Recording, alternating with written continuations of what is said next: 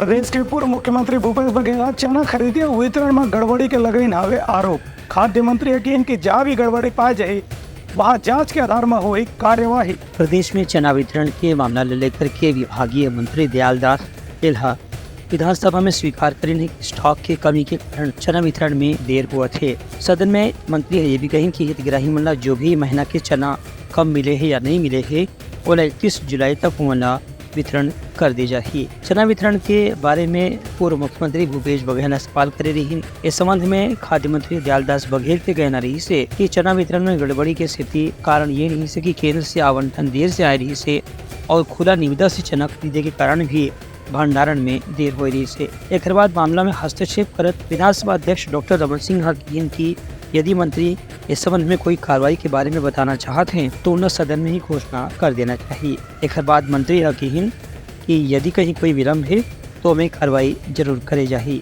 एक पहले पूर्व मुख्यमंत्री भूपेश बघेल पूछे रही कि मार्च अप्रैल के महीना में स्टॉक की जब जाँच करेगी रही से तो कहाँ कमी रही से और कहाँ स्टॉक ज़्यादा पाएगी रही से। एक ऊपर खाद्य मंत्री के पास पर्याप्त जानकारी नहीं होने की स्थिति वह उत्तर देवर समय मांगी थे। उनकर कहने से कि आवंटन में देरी हुई की स्थिति ही वितरण में भी देरी हुआ थे। Bureau report Telangana news.